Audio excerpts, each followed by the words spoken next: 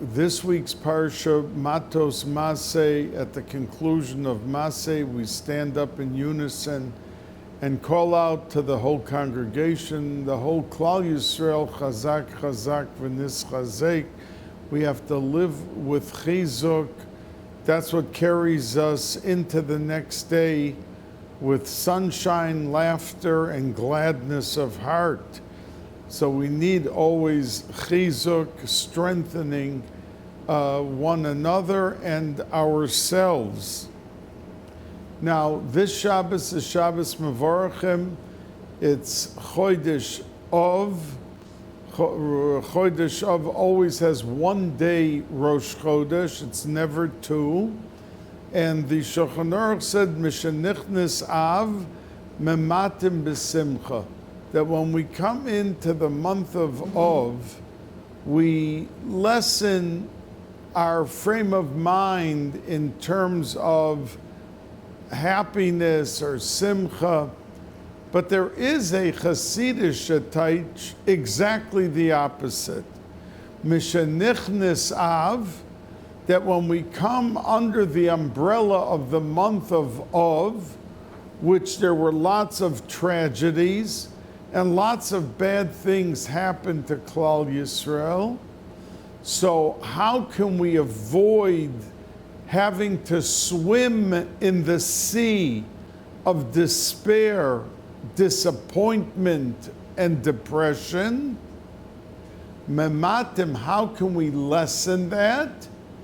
Bisimcha, that through the power of immersing our frame of mind and our mahus into the world of complete simcha, that enables us to lessen and diminish the power of that which we, the umbrella of and all of its disappointment and despair, because the koyach of simcha can carry the day. And the Arizal indeed said that when we say that the schar,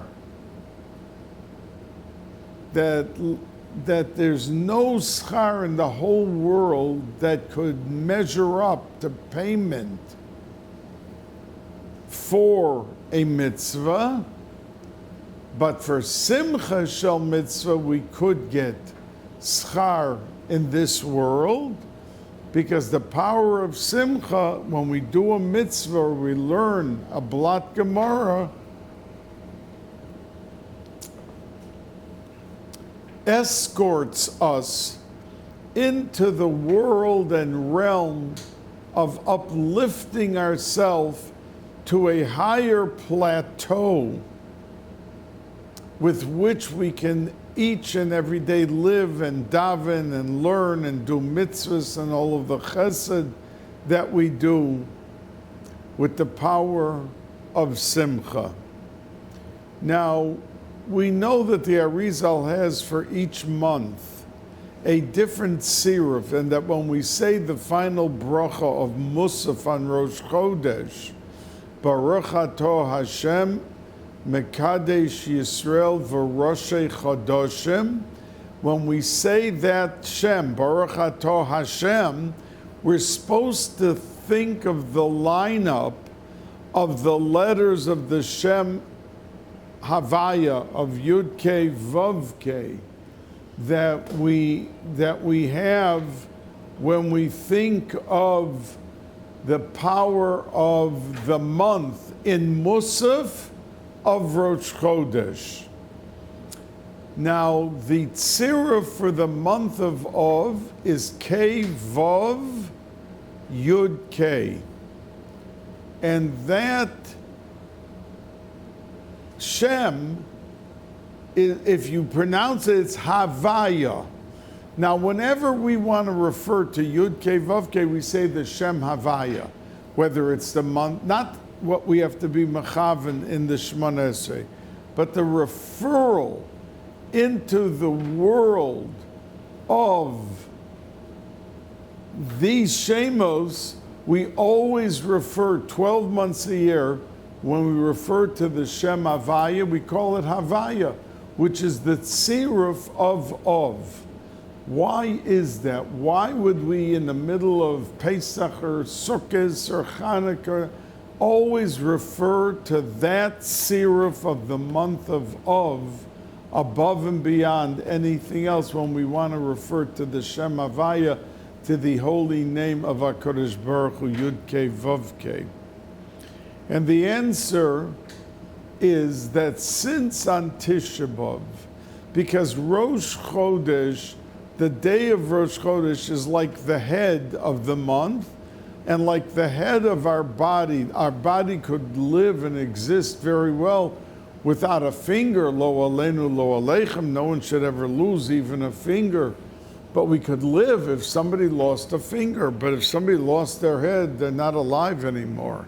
And that controls the motion and the ideas and the activity and the speech and everything of what we do and say. Our head directs the traffic, and that's the source, that's the root of where it functions and brings down into to the hand for movement, and the hand to the feet, to everything. So because on Tisha B'Av in the afternoon, it's the Leida and the Ha'ora of Mashiach, which means that Mashiach is born into every generation and he could reveal himself at any time. And the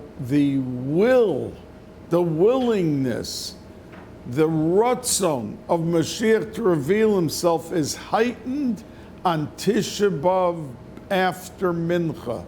And that's why we sit up on chairs, that's why we put on talis and tefillin, that the day becomes like a different day, because the source of Geula stems from there. And that's the reason that when we refer to the Shem of HaKadosh Baruch Hu, Yud-Kei Vav-Kei, we call it Havaya, which is the tzira for the month of Av, because that's the shoyrish of Geula. And everything that we do is a reminder of how we have to have the thrust of our dibur and our maisim and our machshava into the realm of Geula Shlema for Klal Yisrael. Now,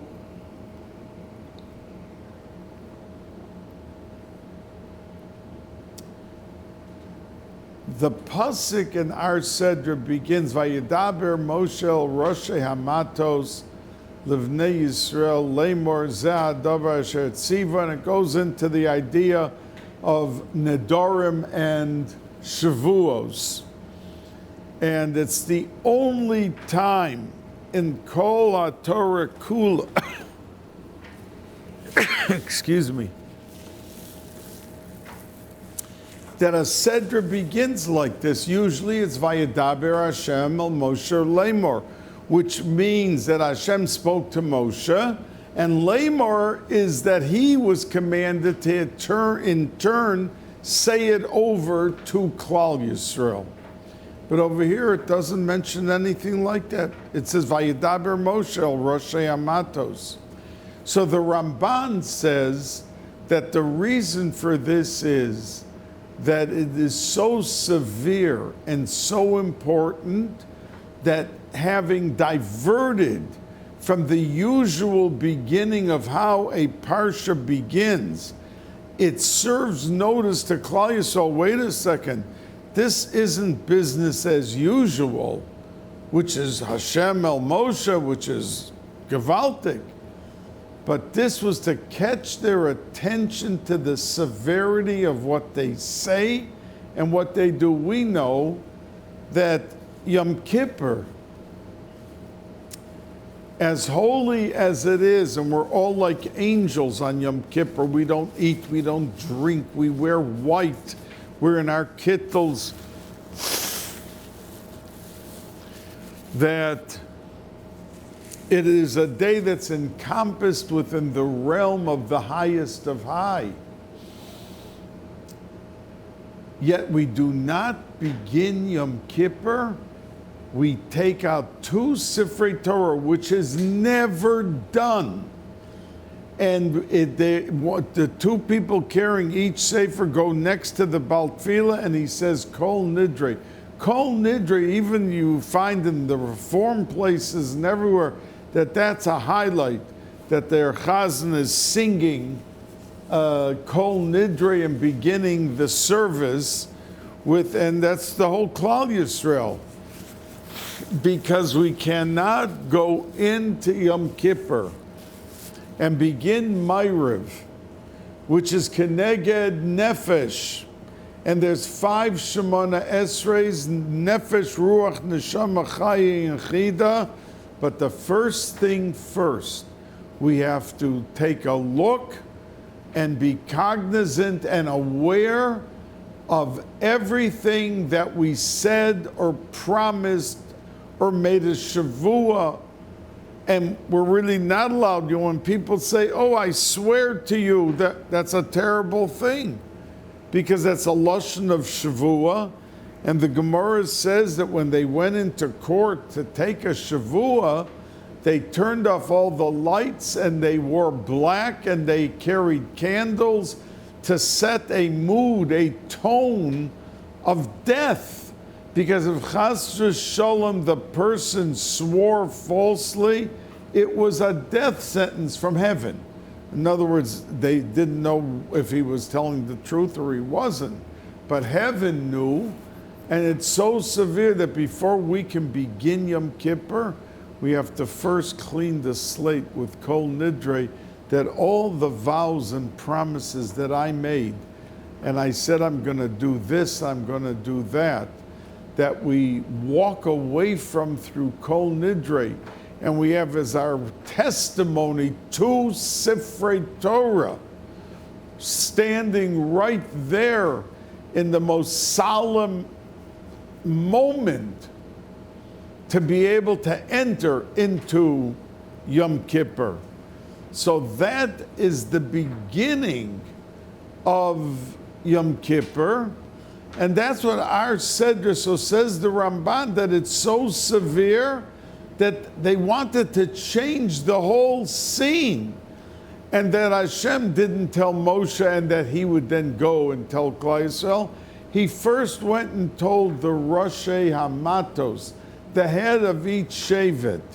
And he made a separate explanation and display of what the Torah and what HaKadosh Baruch Hu wants from a Yid when it deals with Nidorim and Nedavos, and to be able to set that stage that the people were shaking.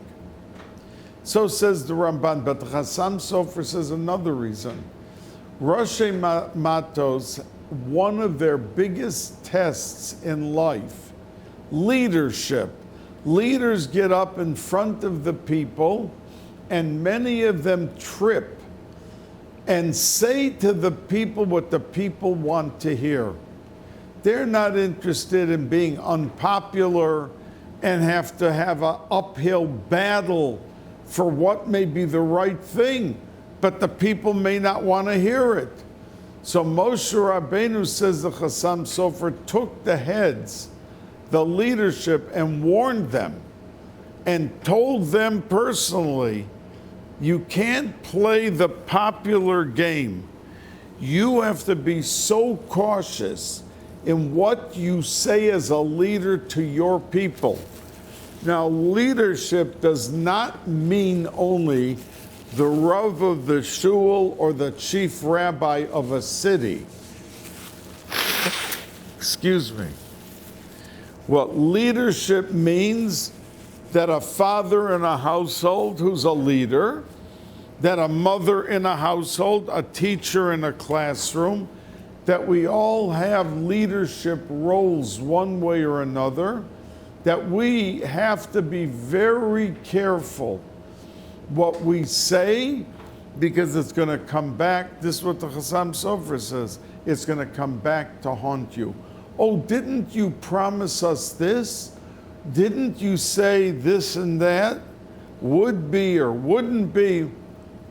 Where's your word? So it's going to eventually at some point come back to haunt you. You have to be careful as leaders, more so than in any other position, of what you do or don't do, with what you say and what you promise to the people who you are leading over each and every day of your life. Now, the Medrash goes into a sad story from Tanakh, that there was Yiftach, and he was like Rosh Hayom, he was like a very big leader, and he went out to war.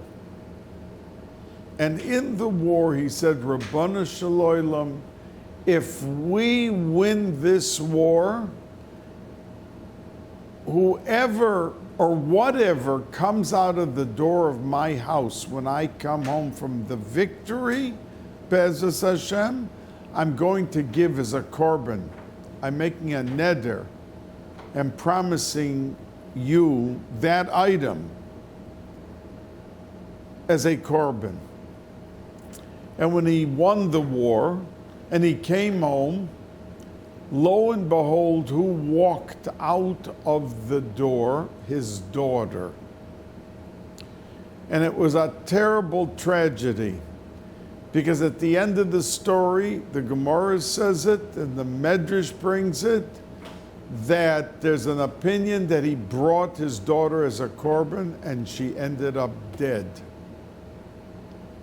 But there's another opinion that he just sent her out to Golus, so like her life ended in that format of being in the household and being there, and the the Chazal criticize because they ask a question. Pinchas was alive then. Why didn't Yiftach go and be mater neder by Pinchas? He made a vow, so his daughter had to pay with her life? He should have been mater neder. So the Chazal say, because Pinchas says, I am the chief kohen, and if Yiftach needs something from me, he's got to come to me. And Yiftach said, I'm the Rosh Ha'am. So if I need something, I take a need and I have to ask, but Pinchas has to come to me. So there was a diverse position held by Yiftach and by Pinchas.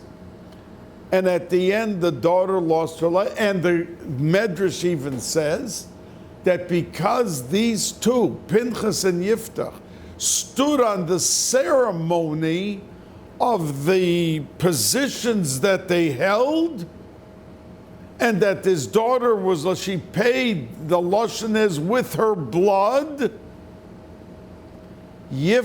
Pinchas lost his Ruach HaKodesh and never had it again the rest of his life. And Yiftach, as he went from city to city, when he lost a limb, and they buried where it was lost in that city. So if his hand fell off and then his legs fell off, they were all buried in different cities, which was a terrible, terrible oynish and painful and embarrassing for Yiftach. But they both paid a very severe price for not saying, listen, it's a question of a young girl's life. Forget about ceremonial, proper dignity. But they stood on ceremony, and she lost her life. And they paid a big price for it. And what we have to learn from it is that we think, oh, we would never allow such a thing to happen like that. But the truth is that many times It may not be as dramatic as a daughter walking out the front door or bringing a korban of the daughter, but there's enough happening in our lives that if we would just give ourselves the proper push and lower the level and temperature of our ego demands, a lot of good things could come out of our humbled state of mind and effectively save people, help people, encourage people, uplift people in every which way. But we have to be willing to rise above the occasion and do the right thing. And it was a terrible tragedy. And you see how Chazal spoke of them and everything. Now, we know that the Choyves Halavavos was Kodesh Kadoshim. Even the Balatanya quotes the Choyves Halavavos. He was a Rishon that lived much before, but all these tzaddikim held Choyves Halavavos Kodesh Kadoshim. And the Choyves Halavavos asks a question. Because Moshe Rabbeinu got up in front of Klal Yisrael in our Sedra and said that you know that I am about to be nifter. It was coming to the end of Sefer Bamidbar, and we begin the last and the fifth Chumash, Devarim, with a speech by Moshe Rabbeinu that he said for the last 36 days of his life, beginning with Rosh Chodesh Shvat, and ending 36 days later, on the 37th day, he was nifter, Zayin Adar. Zayin Adar. And he reminisced through Devarim what Klal Yisrael did and how they tripped in this place and in that place, what their life was like. But then he was nifter. So he said to Klal Yisrael, I'm about to be nifter, but there's something that must be taken care of before I die. And that is that Klal Yisrael has to take full nekama, revenge, full revenge against Midian. We remember that last Parsha, 2 parshas ago, Balak, before he left, he said to Bilam, before he left, said to Balak, I know you're disappointed. You wanted me to curse them. I did not succeed. But I'm telling you now that the way that you can wreak havoc by Klal Yisrael is if you will have the women of Midian mix into Klal Yisrael, and they made them do terrible averos before the men who wanted to be intimate with the women. The women every woman had a little idol on her and pulled out the idol and said to the men, before I'm going to do anything, you have to bow down to this idol. And they all did, because they were thirsty to do the avera. And then they were intimate with, and 24,000 died out. Those 24,000, say the Mekubalim, were the 24,000 of Rabbi Akiva. That his Talmidim came back, Gilgulim, and they were Tanoim, and they all died out. And it was for that terrible thing that they did that they needed a tikkun still, even though that they all were killed by the story, then 24,000, but they had to come back and again die young. So Bilam gave that advice to Balak, and he did it. And in our Sedra, when Moshe Rabbeinu sent out the 12,000 soldiers, he sent them out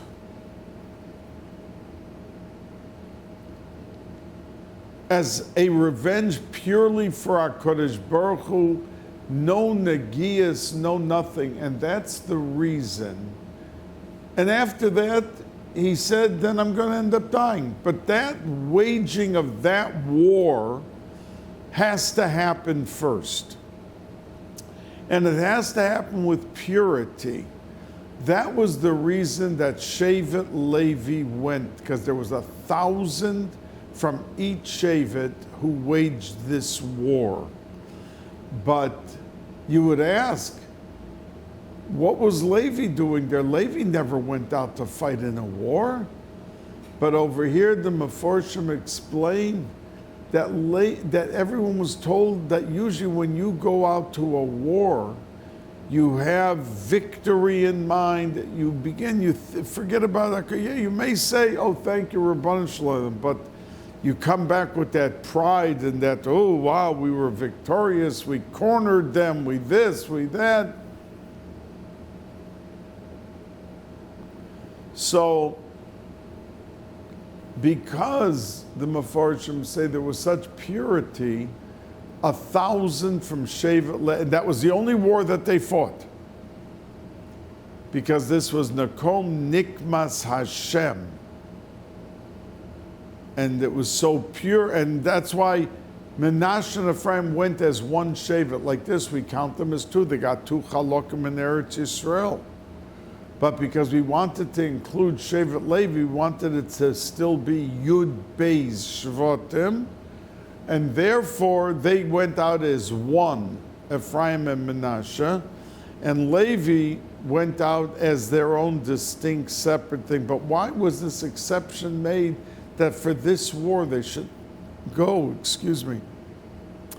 So the Mefarshim say because the purity level of what the machshava had to be was so great that Leviim who guarded the Kedusha of the Beis HaMikdash and the Avodah of the Kohanim and the Kohanim themselves elevated the whole Klal Yisrael through the Avodah, the Korbanos, the everything, that this was a war of pure Kedusha and Tahara.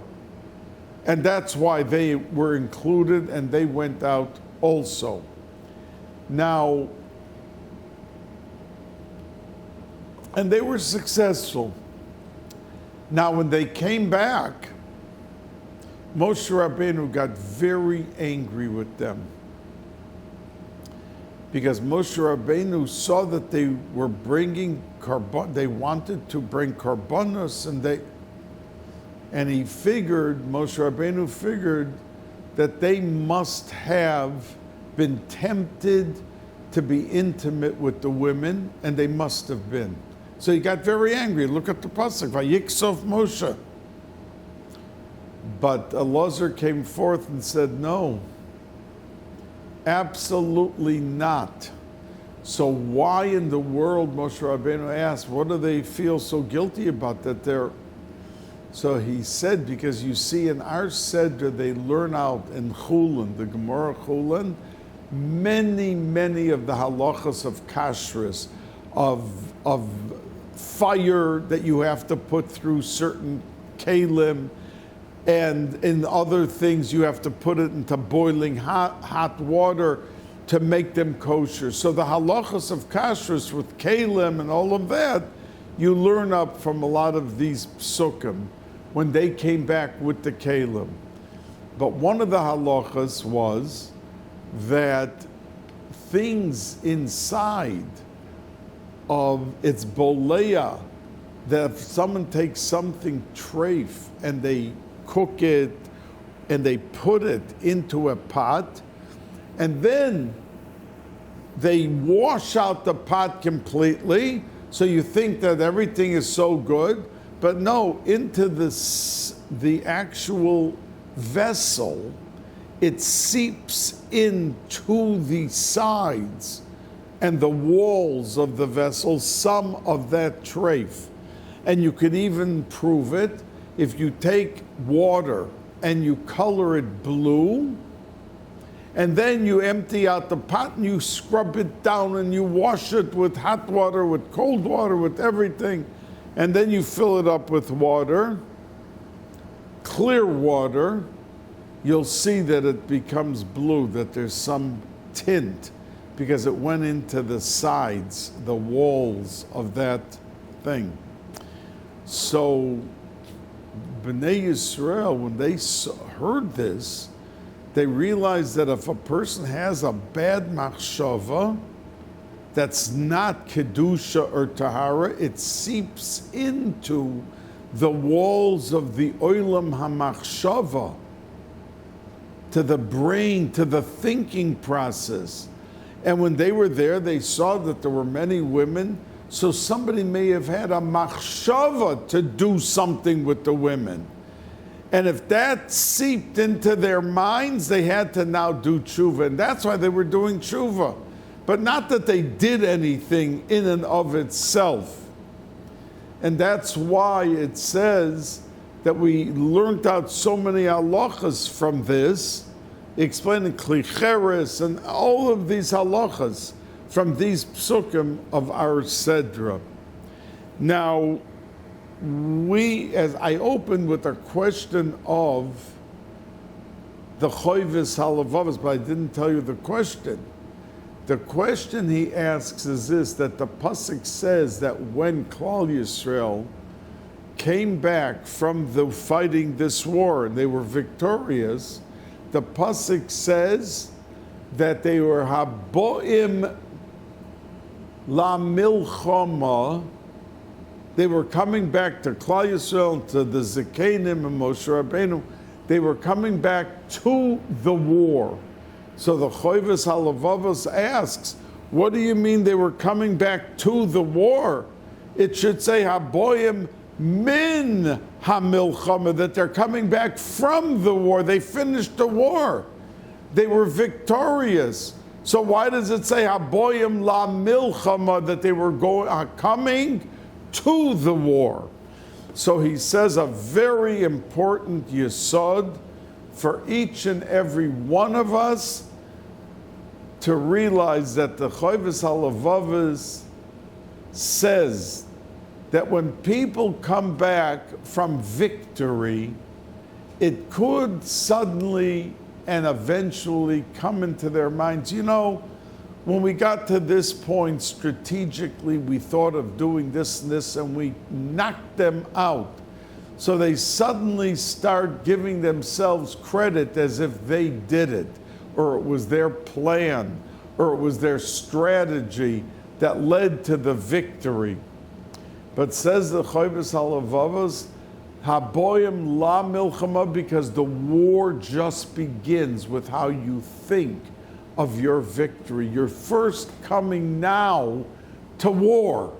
And that war is your thinking of how powerful and how good and effective you were, and leaving aside for even a moment that without the Rabbanu Shalom holding your hand and directing you and covering for you, you would have been beaten to a pulp. So that says the Choives haboim la milchama, you're coming now first. Oh, you won the war? Okay, you won, Baruch Hashem. But now you're coming back to the real war. How is your frame of mind in this victory? And that has to be the most important objective of somebody when he accomplishes something. And even the Kohen Gadol came back out of the Kodesh Kadoshim, and he brought a kapara for Klal Yisrael, and he could have felt, wow, look what I accomplished. There were so many other Kohanim Gedolim that died in the Kodesh Kadoshim, and they had to schlep out the body because they couldn't go in to take it out. But I succeeded. I didn't die in the Kodesh Kadoshim. I mean, isn't that something that Klal Yisrael should really be thanking me for? Vayid, it says, V'hinicham sham, that the Kohen Gadol leaves over right when he steps out of that Kodesh Kadoshim. He changes his clothes and he leaves the clothes that he was wearing in the Kodesh in the ground. He buries it there and never wears it again. He took all of that glory and all of that posture of victory and success, and he buried it right then and there, and he came back to the people with what their next goal for Klal Yisrael and the people was to be what that they had to accomplish in the future and what they had to do in the next day. And that's why it says by Moshe Rabbeinu, he came down from the thing, he succeeded in getting the kapar for Klal Yisrael, Vayehi Mocharos, and it was the next day.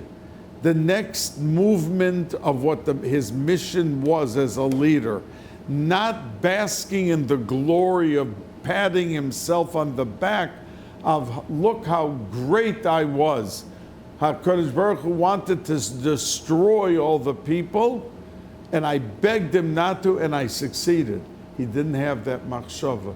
He went Vayehi Mocharos, he was into the next day. Now, we know that the Meforshim ask, as a matter of fact, it's the Kli Yakar, asks the question, why does it say Eila Masay? We have a double Sedra this week. Oh, before I go on to that, let me say this to you, that there's a Parsha that talks about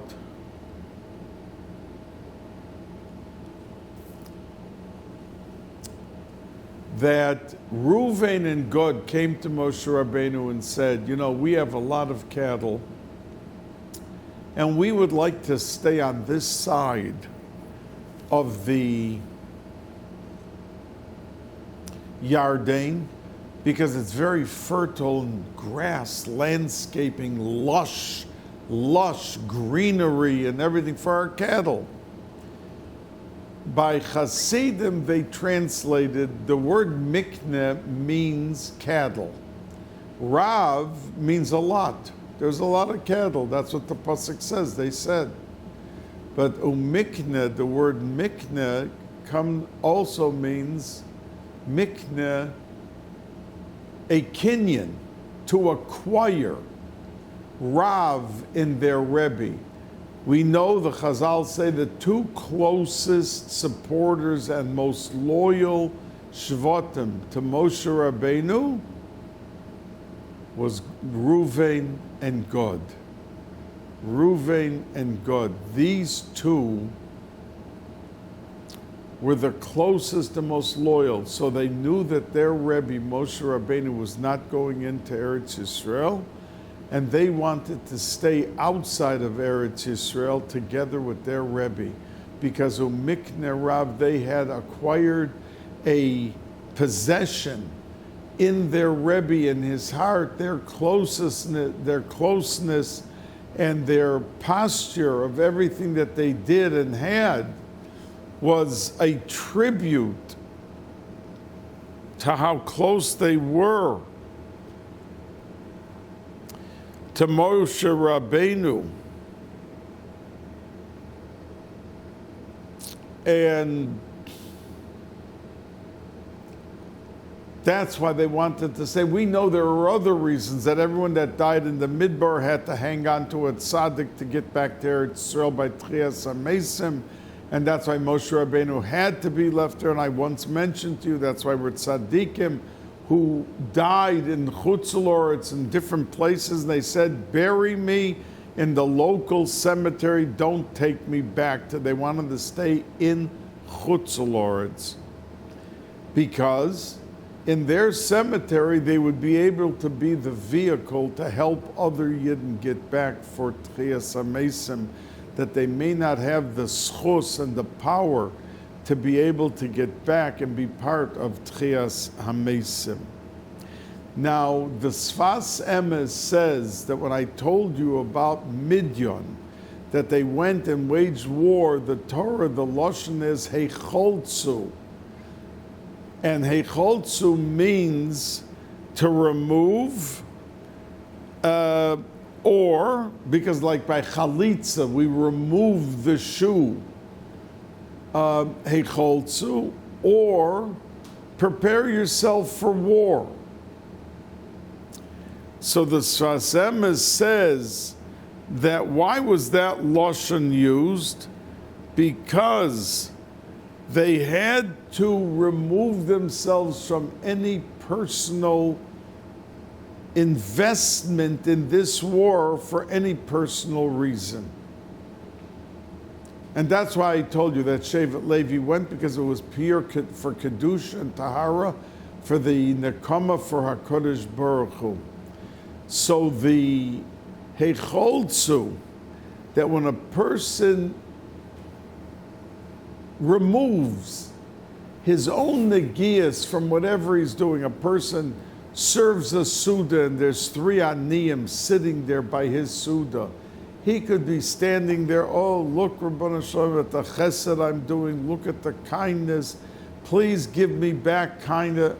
So he's already watered down his beautiful mitzvah, that he could have not thought of that. He could have just thought, Rabbana Shalom, I want to make a nachas ruach, that you should be smiling and happy with what I'm doing for your kinder, and that Baruch Hashem, you have such hana. When Klal Yisrael feeds other Yid, you can direct it all to HaKadosh Baruch Hu, and it turns it into a complete different mitzias than what it is, and that what it could have been, you turn it into the good, rather than diluting it. Yeah, you feed them, you still get the schus. But if your whole machshava and everything, don't forget, begins with machshava, and then diber, and then maisa. So it's the packaging, because you can take a diamond ring, and give it to your spouse or give it to a child. But if you just hand them the ring, it's gorgeous, it's beautiful, they'll appreciate it, they'll love it. But the packaging is not there. And if you put the diamond ring into velvet and a box that is absolutely gorgeous, that the box alone costs $20, and then you wrap it in paper with a ribbon, with this, with the coloring, it enhances, the paper and the box don't make the diamond worth anymore, but you enhance the beauty and the dignity of the item. You bring out it in full luster, that the other person that you're giving it to totally appreciates and totally loves what you're giving and what you're doing.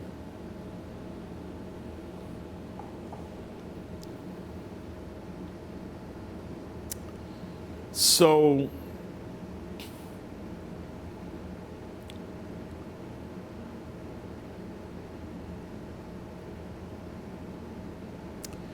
Klal Yisrael is going to enter into the 9 days.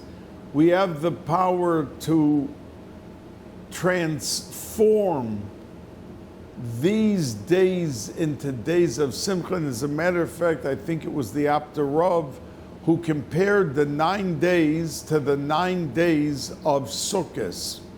Because when you begin with Sukkot, 7 days is Sukkot, then you have Shmini Atzeres and Simchas Torah, 9 days. And he used to draw a parallel from even the Kriyas HaTorah of Sukkot, of how you can fit into a day of the 9 days, and that it could be in its source total simcha. And as I said to you at the beginning of the shir, it's propitious and opportune for Mashiach to reveal himself more than any other time of any other day. And that's the reason why we sit up on the chairs and we put on our talis and tefillin in the afternoon, because the day is like transformed, and that's the time that Mashiach proclaims in Shemayim, let me reveal myself. And that's the reason that Rabbeinu HaKadosh, who had the neshama of Mashiach, he was from David Malka Mashiach, Rabbeinu HaKadosh in the Mishnah says that if Shabbos fell out, if Tisha B'Av fell out on Shabbos, he held, we don't paskin like that, but he held that we dispense with Tisha B'Av that year. There's no Tisha B'Av Motzoi Shabbos. And he said, Kivin de itcha itcha, because once you live through Tisha B'Av, he felt by Mincha on Shabbos, which was the 9th day of Tisha B'Av, that the nitzutz of Mashiach was already begging to be revealed. So what do you have to come to Motzoi Shabbos and start from the beginning again? It's purpose. But the V'lo hodu lo chachomim, the chachomim did not agree with him. And we don't paskin like Rabbi Yehuda until Rabbi Yehuda Rabbeinu HaKadosh, that until Mashiach comes, we have to keep Tisha B'Av, and if it falls out on Shabbos, we have to do it as a nidcha, which is a lesser level. And that's the reason, if it's a nidcha, that's Sunday, and somebody is a sandik, so the halacha is, after he finishes mincha, he can go eat on Tisha B'Av. On a day that's a nidcha. I'm not talking about a regular Tisha B'Av, that he's the sandik at a bris. I'm talking about being a sandik at a bris on Tisha B'Av that's a nidcha, because the power of the day is already weakened, and l'chatchila he's allowed to go and eat. The Balatanya says that if he eats, he has to be mashlam another day, like in the winter when it's a shorter day, and fast for that day that he ate when he was a sandik. But everyone else holds that you don't have to fill with another day. You just go and eat, and you can enjoy, and you have no problem with having eaten on that day. So we hope that Yehavchu, as the Navi Zechariah said, Yehavchu Yomim Elu Lemoadim Ulesimcha, and that we should be able to dance even on this Tisha B'Av. Mashiach comes, we're going to all be dancing, and no one is going to be fasting, like I said to you, by Pesach. That's why the first day of Pesach, the day of the week it falls out, is the same day of the week that upcoming summer Tisha B'Av falls out. And since this year, the first day of Pesach was Monday night, Tuesday. So now you have Monday night, Tuesday, you have Tisha B'Av, and they say, what kind of a shidduch is that you paired up the essence, the turret, the pinnacle of Geula, Pesach by night, with Tisha B'Av, which is Spitz Golus? So they say yes, because if you do the mitzvahs properly, Pesach by night, you can eradicate the upcoming Tisha B'Av of that summer. And that's why it is paired together. Bracha v'atzlacha abba oleinu l'toiva, the new Chodesh, and in the middle of the Chodesh, it turns completely to Chesed and Rachamim on the 15th day, Chamisha Asar B'Av.